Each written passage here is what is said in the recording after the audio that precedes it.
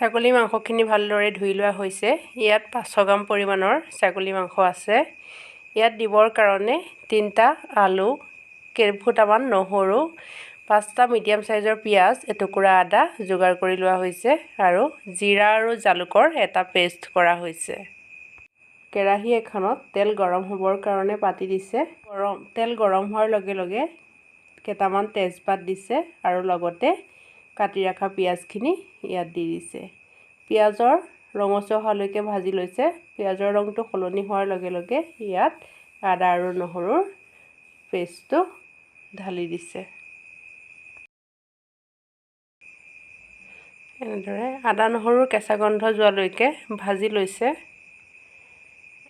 আদা নহৰুৰ কেঁচা গন্ধ যোৱাৰ লগে লগে পিচি ৰখা জিৰা আৰু জালুকৰ মছলাখিনি ইয়াত দিয়া হৈছে। এইখিনিও ভালদৰে ভাজি লোৱা হৈছে। এনেদৰে এতিয়া প্ৰয়োজন অনুসৰি হালধি, অলপ পৰিমাণৰ জলকীয়াৰ গুড়া আৰু সোৱাদ অনুসৰি নিমখ দিয়া হৈছে। এইখিনি দি অলপ সময় লৰাই থকাৰ পাছত অলপ পৰিমাণৰ গৰম পানী দিছে। গৰম পানীখিনি মছলাখিনি তলত লাগি নাযাবৰ কাৰণে দিয়া হৈছে, নহবা মছলাখিনি তলত লাগি যাব পাৰে। গেছৰ ফ্লেমটো মিডিয়ামতেই ৰখা হৈছে।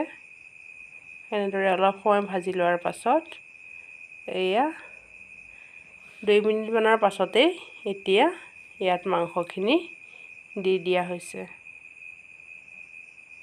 মাংসখিনি এনেদৰে দি 5 মিনিটমান ভালদৰে লৰাই আছে।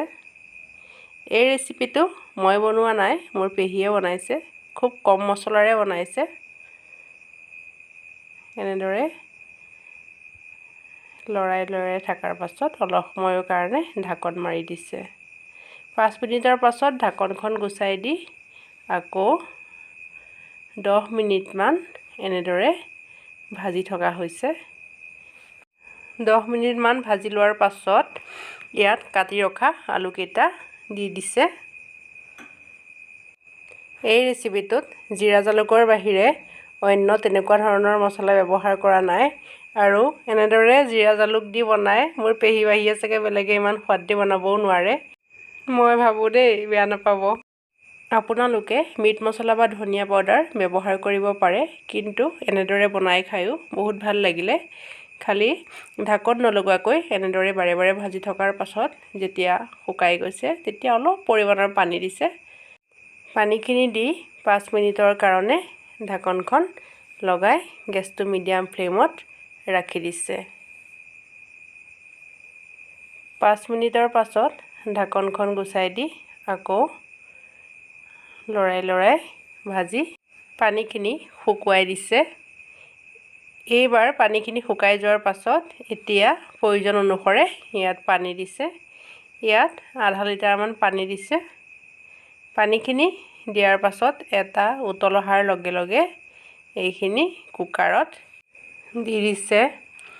কুকাৰত দি গেছটো মিডিয়াম ফ্লেমত ৰাখি মাত্ৰ 4টা চিটি দিছে, মানে হুইচেল লগাইছে।